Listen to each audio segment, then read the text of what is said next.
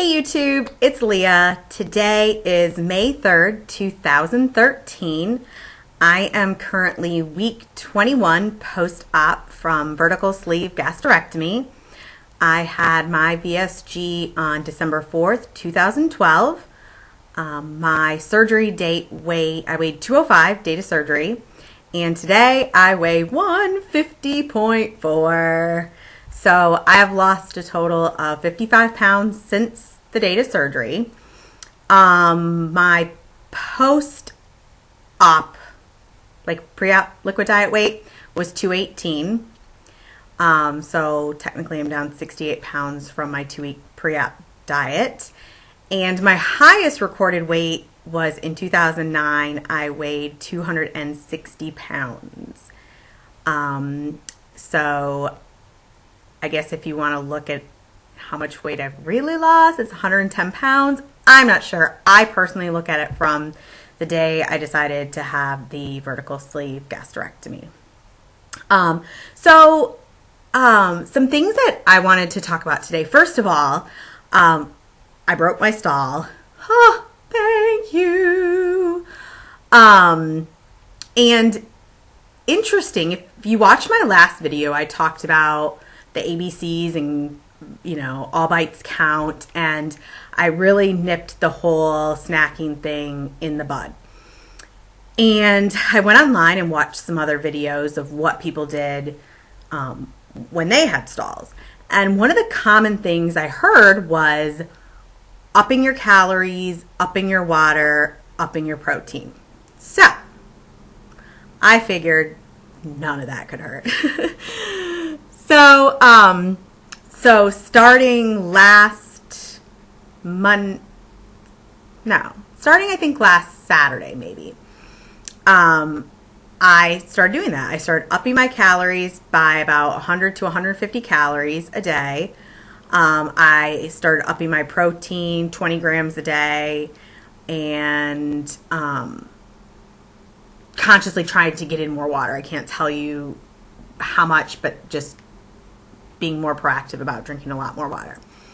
So, one of the things that I did add to my diet to make up for the calories and the protein was these yummy, delicious Quest bars.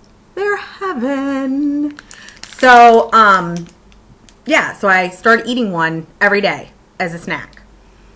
And for instance, this one, you get these at GNC, or that's where I got them. This week they were like buy 3, get 1 free. I do know that it is, from what I've read and heard people talk about, it's much cheaper to order them online from their website. Apparently they're fresher and they're a little bit cheaper, but I just wanted to try them and see if I like them. And I am hooked, a fan, love them. So the two that I really, really liked was the Quest bar, the chocolate brownie, and I'm just going to show you the serving sizes, or maybe you can see that. Okay, so the calories is that's really blurry. I'll just read it.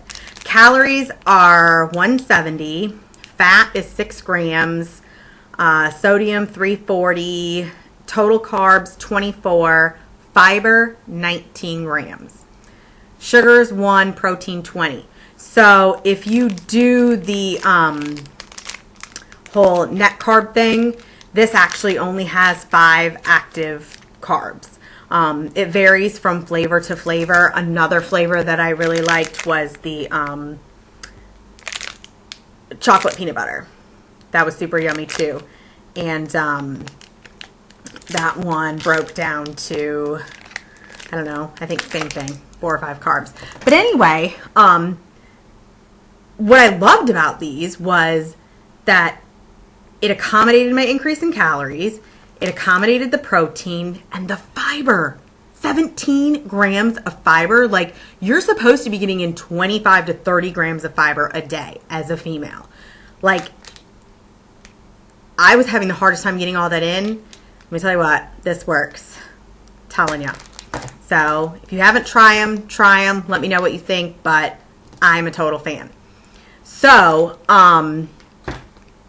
The other thing I want to talk about from my last video was the 5K. I did my second 5K on Sunday. That was 7 weeks from the first 5K that I did, and I beat my time by 3 minutes and 10 seconds. I ran in 34 minutes, 41 seconds, ran the whole way, and surprisingly, there was 1,111 people that ran the 5K, and I came in 303rd place. I was in the top 1/3. That's insane. That's crazy. There must have been some slow runners that day, and I'm just not kidding, because that's whatever. So I was pumped. I was having a great day. My next race is May 25th. It's called the Dirty Myrtle Run. I live in Myrtle Beach, so it's like running in the mud and doing obstacle courses and crawling on your hands and knees and going through tires and ropes, and I will probably die. I'm going to have a hell of a time trying. I have a friend doing it with me who has recently lost 100 pounds on her own, not even through surgery. So she and I are both going to do that. So that's going to be fun. And then I am starting to train for a half marathon. I'm running a half marathon October 20th, 2013. So got a lot of exciting things coming up as far as exercise and racing. But the main thing that I want to talk about today is, and maybe I'll just pose it as a question. Has anyone had, or what types of relationship issues, if any, have you had with your spouse or your significant other, your partner, friends?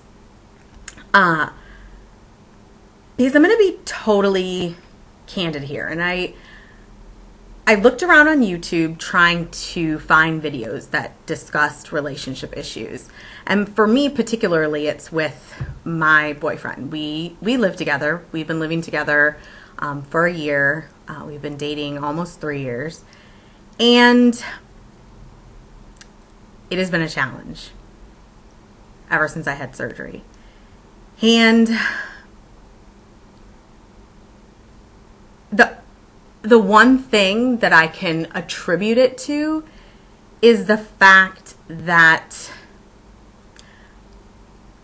I am no longer putting anybody else first.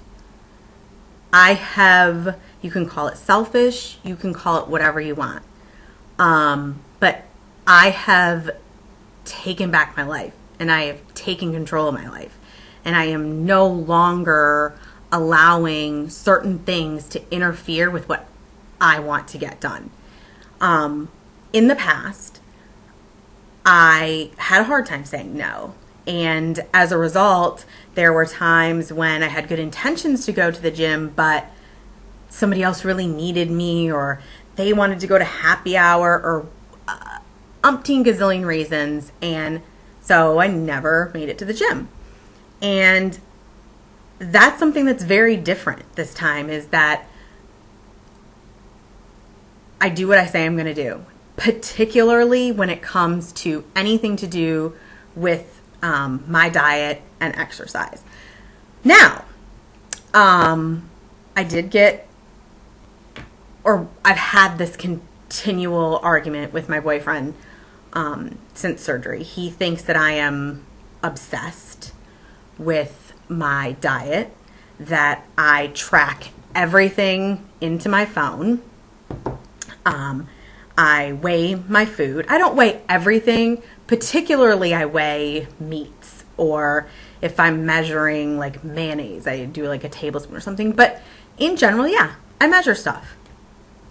Who gives a shit?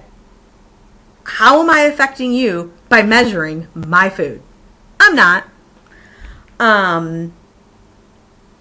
Yes, I do track all of my food in my phone, so I can be proactive. So I know how much protein I'm getting in. So I know how many calories I'm getting, fiber, all of those things. And yeah, I'm obsessed. again, I was self-pay for this surgery. I spent a shitload of money to, my job is following the rules of the program that my surgeon set forth. A bariatric surgeon who's done thousands of surgeries. I'm sure he knows just a little bit more than my boyfriend. My boyfriend's thing is, well, you've had 85% of your stomach removed. You're going to lose weight no matter what. You could eat this pizza. You know what? I could eat the pizza. I have eaten pizza. I've eaten a slice of pizza here or there. It's just not what I'm choosing to eat. Because I'm on such limited calories and shooting for certain amounts of protein and vitamins and nutrients, pizza doesn't exactly fit into there. Okay? So again, but it draws back to the fact of, again, who cares? How is it affecting you that I'm not eating these foods? I'm not saying don't bring pizza into the house. We order pizza. I'm not saying I'm not going to cook a particular meal because I can't eat it. No, I am very accommodating. You go in our pantry, it's full of crap. So it's not like I don't keep stuff in the house that he could, maybe have a problem with. Feel like maybe his food needs are being neglected. So that's one. I'm obsessed. And then the whole thing about being obsessed with working out is just ridiculous because I work out 3 days a week with a trainer for an hour. After that, I do 45 minutes to an hour of cardio 4 days a week. That is not obsessive. Sorry, it's not. It's healthy. So, and again, the times that I do it, it's not cutting into our time.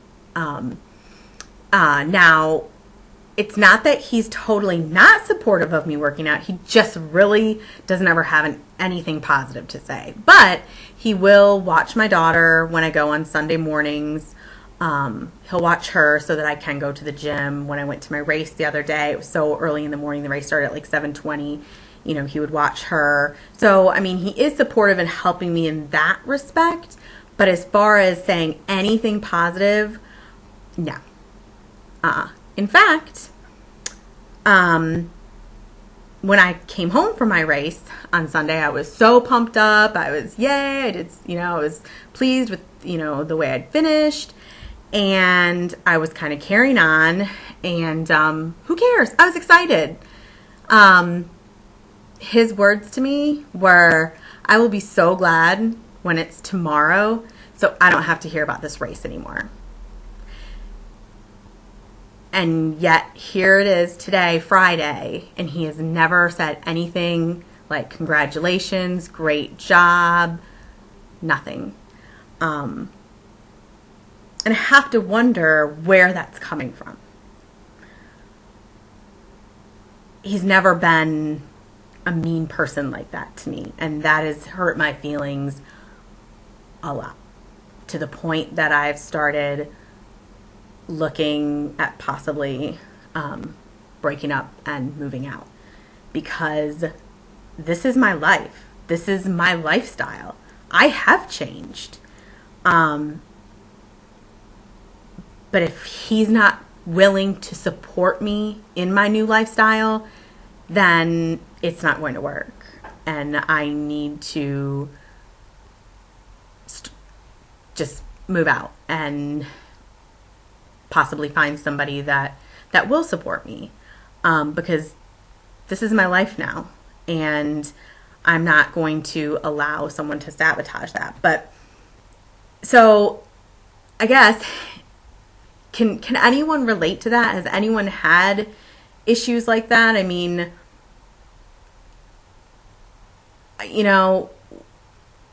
he's known me, being, all the time being heavy. So I don't know if it's threatening. I've asked him, if it's threatening to him, because maybe I'm more attractive. He says no. I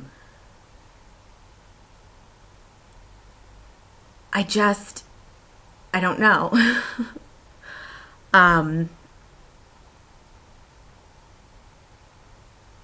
It's hard because he is really the love of my life and truly my best friend. I can talk to him about anything.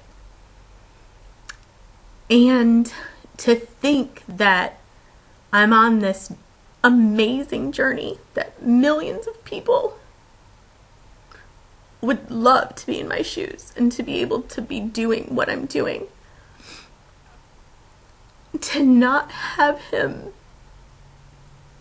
support me, even if he's not like super gung-ho about it and probably can't stand me carrying on about it. You know what? Just fake it. Just nod your head. Be polite. Act like you're damn interested. There's plenty of stuff that he talks about that I could give a hoot about. But I know it's important to him, so I listen. And it's just hard. So I just wonder, like I said, I mean, if someone wants to do a response video or maybe knows a video that I can watch where they're like, oh gosh, this person was going through the exact same thing. I'm really at a loss. So, anyway, so that is, that's where we're at. So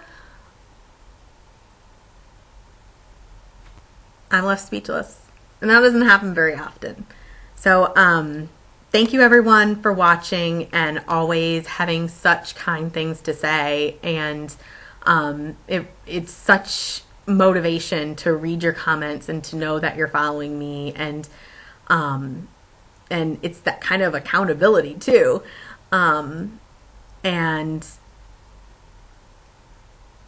you know, I know before I had the surgery, that was one of the things that was discussed was, you know, relationships, and that, you know, sometimes they do change. And the one thing that I can say is, regardless of what the outcome, whatever outcome happens between my boyfriend and I still, if I knew that this was going to happen and I knew I was going to possibly lose him, I still would have had the surgery, because I didn't have this surgery for him.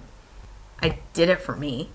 And for the first time in so long, I feel like I'm living.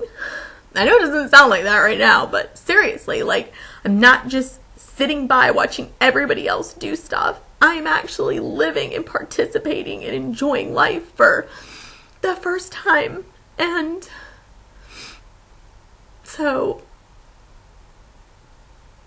if this is, you know, what has to come of it as a result, it sucks. But everything happens for a reason. So anyway, I'm going to end this now before I start crying all over the place. That's just pathetic. All right. Thanks guys for watching. Have a good day. Go get a Quest bar. Seriously, let me know what you think. All right. Bye.